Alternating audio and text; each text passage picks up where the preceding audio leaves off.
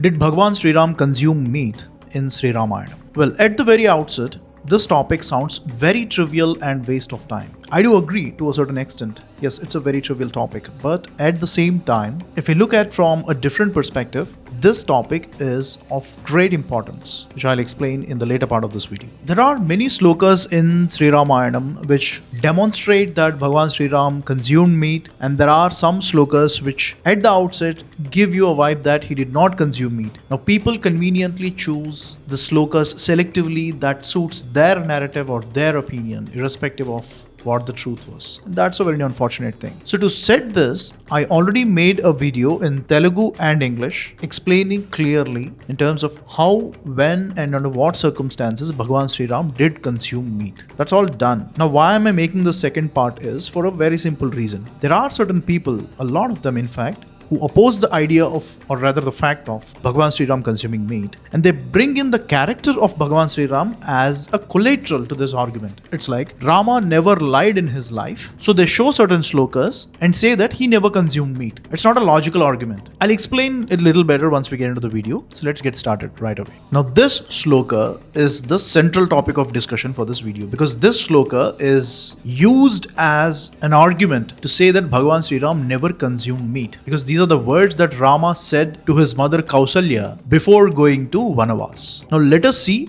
what is the actual meaning of this sloka, and I'll also explain how people are twisting this. And to understand this sloka, all you need is curiosity and common sense. Even though you are not aware of Sanskritam as a language, that is still okay. I dare say this, it is still okay. But all we need to have is curiosity and common sense. Chaturdashahi varshani vastyami vijane vane madhumula falai jivan hitva munivad amisham. These are the words of Rama to Ma Kausalya. And first of all, this is not a promise. This is just a statement that he makes to his mother before leaving to the exile. And the translation is, I shall live in the forest like a sage for 14 years, living with roots, fruits and honey, and abstaining from Amisham. I'm not translating the word Amisham yet, but the last word of the sloka, that is where the whole key lies. Amisham. Let's see what it means. Now, if we search the meaning of the word Amisham in Sanskritam dictionary, there are two broad senses for this word Amisham. One is flesh, non-vegetarian food around that, which is non-vegetarian food by definition. So that is Amisham, one. And the second category or a group of meanings is like desire, lust, coveting, pleasure, object of enjoyment. So there are two meanings broadly. One is meat slash flesh slash non-vegetarian food, and the second one is desires, comforts, so on and so forth. So let's pick up both these meanings now.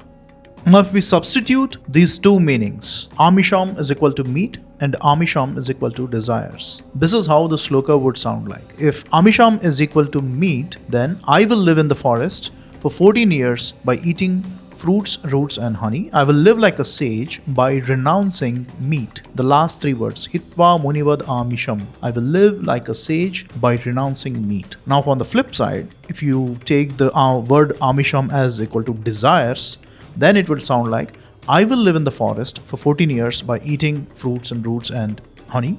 I will live like a sage by renouncing desires. Now you decide what is the right value, or rather the meaning to be substituted for Amisham. Which one makes sense? I don't want to put words in your mouth, but just think about it. Which one makes sense? Now coming to another part of the same sloka, Madhumula falai jivan. Here people say that, when I say people, those who are imposing vegetarianism onto Rama and saying that he never ate meat, and using this sloka and the character of Rama as a collateral for their argument. I'm specifically talking about those kind of people. What they say is, Madhumula falai jivan. He said that I will eat fruits, roots and honey and nothing else. So how can he eat meat? For them, I'm just trying to clarify this part. Madhumula falai jivan means I live on roots, fruits and honey. Madhumula falai eva jivan. I live only on roots, fruits and honey. There's a world of difference between these two. Now these people create an emotional deadlock, a fictional deadlock, that he promised that he will live only on roots, fruits and honey. Then how come he would have consumed meat? Well, in this list, there is no water. So do you mean that 14 years he did not drink water? I mean, come on guys. But all that's interpretations. Let's stick to facts. So what's written here? Madhu Moola Falai Jeevan. I live on roots, fruits and honey. And that's about it. There is no only. If it is only these three, then it should be written as Madhu Moola Falai Eva Jeevan. Now comes the most important part. A quick primer. To write Sanskritam slokas, there is something called as Chandas. I covered at length about the Chandas Shastra and the mathematics behind that in many videos in my channel over the last 5 years. To keep it simple, it is a metrical framework. It's basically a set of guidelines that will help you to articulate or rather compose slokas in Sanskritam. That is called as Chandas Shastra. Now, Sri Ramayanam is written in Anushtup Chandas. Mahabharatam is also written in Anushtup Chandas. It is one of the widely used formats of Chandas. It has 32 syllables in 4 blocks. So every Sanskritam slokam, which falls under the framework of Anushtup Chandas, has 32 syllables. So as you see here, I cut it into 4 parts. 8, 8, 8, 8. 8 4 32 blocks. 4 blocks, 32 syllables. 8 in each block. So here if you see, Chaturdashahi Varshani for 14 years. That's 8 blocks. Chaturdashahi Varshani. 8. Same way, Vastyami Vijane Vane. Vastyami Vijane Vane. 8 syllables. Again, Madhumula Falai Jeevan. Madhumula Falai Jeevan. 8 syllables. Again, Hi Twa Mu Ni Va Da A Mi Sham. 8 syllables.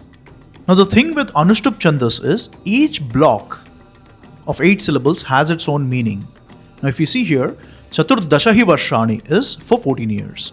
Vastyami Vijane Vane. I will live in the forest. Each block stands alone with a specific meaning. And when you combine all 4, then it gives you a broader sense or a bigger message. So the first block says Chaturdashahi Varshani for 14 years. Second block says Vastyami Vijane Vane, I will live in the forest. And the third block says Madhumula Falai Jeevan, will live on roots, fruits and honey. And the fourth block says Hitva Munivad Amisham, sacrifice desires as a sage. This is the right meaning. Now if you put meat for Amisham, it just doesn't make sense. The first block says how long I am going to stay for 14 years. Second block says where am I going to stay? In the forest. Third block says what will I eat during that tenure? I will eat roots and fruits. Fourth block says how am I going to live? I'm going to sacrifice all my desires and live as a sage. Just sacrificing meat does not make you a sage. If you put Amisham is equal to meat, then it means that anyone who gives up meat is a sage. Is that the case? No. A sage or a muni will be the one who sacrifices all his or her desires and comforts and all that stuff. This is the right interpretation. Now people create an emotional deadlock that Bhagavan Sri Ram he made a promise to his mother that he will not eat meat. What nonsense is that? He did not even make that promise. Why are you bringing him, or rather his character, as a collateral, saying that he would have never lied, so he never ate meat? I mean, you want to impose vegetarianism on Bhagavan Sri Ram, and you are basically twisting it to your own whims and fancies. I'm not here to rant. Maybe I'm doing still. Pardon me for that. But let's see another example. Let me explain this little better with another example, this time from Bhagavad Gita or Mahabharatam. It's also written in Anushtup Chandas. And if we cut the sloka, the starting sloka of Bhagavad Gita into 4 parts, the first one says, Dharmakshetre Kurukshetre. It explains the location. The Kurukshetra, that is also a Dharmakshetra. That's the first part. Second part, Samaveta Yuyutsavaha, sets the context. It explains that the warriors on the both sides, they assemble and they're about to fight. It sets the context that it's a battlefield. Now the third part says Mamaka Pandavaschaiva, explains the fighting sides. Mamaka Pandavaschaiva means the army of my side and that of Pandava's side. These are the words of Dhritarashtra. So it explains the fighting sides. And the last one, Kimakurvati Sanjaya. It's a question. Tell me, Sanjaya, what are they doing on the battlefield? So the first part sets the location, second part sets the context, third one explaining the fighting sides, and the fourth one poses the question. As I said, Anushtup Chandas in the 4 parts, every part has its own independent meaning, but when fused together gives a broader context or a broader meaning. Dharmakshetre Kurukshetre Samaveta Yuyutsavaha Mamaka Pandavaschaiva Kimukurvati Sanjaya. When you fuse everything together, on the Dharmakshetra, which is Kurukshetra, I understand that people assembled to fight, both my side and that of the side of Pandavas. Now tell me, Sanjaya, what happened next? That is the essence of this sloka. Now let's get back to the earlier sloka, the words of Rama to Ma Kausalya. Now read what makes sense, whether Amisham is desires or Amisham is meat. I'll leave that up to you. I gave everything what I could within my limits. Now it's for you to decide. Now moving to the second part of the video, that is why I have been so adamant about this topic that I made in 2 languages. In fact, Hindi would also come if time permits. Definitely I'll do it in Hindi also. Tatra Raja Guho Nama Ramasya Atma Samah Sakha Nishada Jatyo Balavan Stapati Cha Iti Vishrutaha. Very, very important slokam. One of the most important in the entire Sri Ramayanam according to my view. Let me explain the context of the sloka before I explain the meaning of it. When Bhagavan Sri Ram, Ma Sita and Lakshmana Swami departs for exile and they move to the outskirts of Ayodhya and then further reaches the entry point of certain forest region, that's where a fisherman / hunter, his name is Guha. He is a childhood friend of Bhagavan Sri Ram. Read the words. Guho Nama Ramasya Atma Samah Sakha. He is a dear friend of Bhagavan Sri Ram. Who? A fisherman and a hunter. A dear friend of the emperor of Ikshvaku dynasty. A very wrong depiction of Guha and Bhagavan Sri Ram is Guha washing the feet of Rama. That is absolutely wrong. The right depiction as given in Ramayanam is they hug so tightly each other in a very emotional moment. Why? Because Guha is the first person which is very close to, or rather who is very close to the heart of Rama that he encounters the moment he steps out of Ayodhya. At that moment, at that very emotional moment, he finds a bit of solace in his friend Guha. Now the bhakti which we have on Rama made Guha wash the feet of Rama. Now let me ask you a very simple commonsensical question. Who cares? How should I care, or rather why should I care if some fisherman washed the feet of a king? Who cares? What is the message that I am getting by reading Ramayanam that, or rather not reading actually, getting this view of Guha washing the feet of Rama? What's the point? What does it teach me? Nothing. But when we actually read Ramayanam, we understand that Rama and Guha are friends. They tightly hug each other, and I'll still going to cover what he said, what they spoke and all that in a couple of minutes. But the most important message is I will be able to bridge caste divisions at ease by actually reading Ramayanam for its facts, not for its illusionary bhakti or the TV serials or the movies what they depict. That's all useless for me. For me, I'm not saying only for me, for all of us. What value are you getting by looking at this picture of Guha washing the feet of Rama? First of all, it's factually incorrect. Second, it just doesn't give any message. While the actual depiction in Ramayanam gives a very powerful message that is very essential for all of us to bridge the caste divisions. It might sound very trivial for you, but ask the people who are at the rough end of the stick, people who are getting discriminated still today as we speak.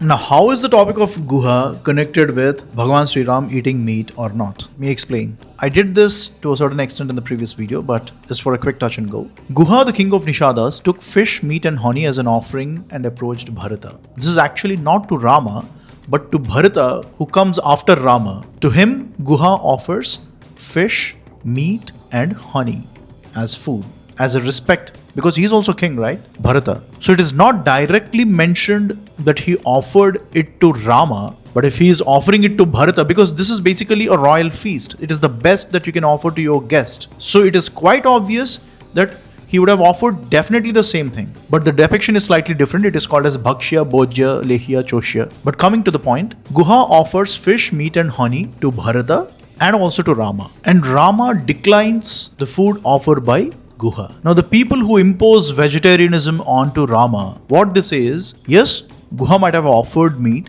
but Rama declined because he made a promise to his mother that he will live only on roots, fruits and honey, which is again wrong, which I explained in the earlier part of this video. So they use this instance of Rama declining food from Guha to again forcefully impose vegetarianism onto Rama, saying that, see, he declined all the meat and fish and everything that Guha offered. Nonsense. Again, I'm sorry for my language. I just cannot hold back when anyone twists Ramayanam to their whims and fancies. Apologize for my ranting, but let's get to the topic.